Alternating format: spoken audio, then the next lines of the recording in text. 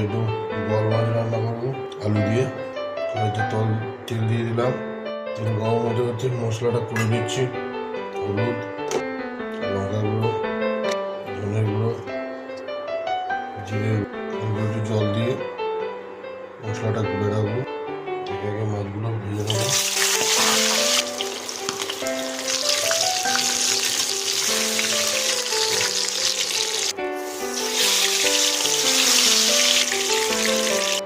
কটা ভুল ভেজে নেবো।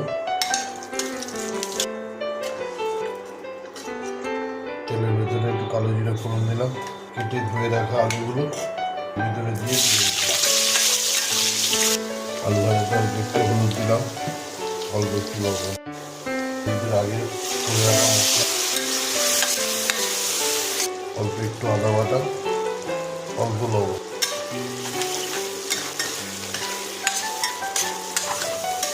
জল দিয়ে দেবো। এটা ঢাকা দিয়ে রেখে দেবো। ঝোল ফুটে গেছে।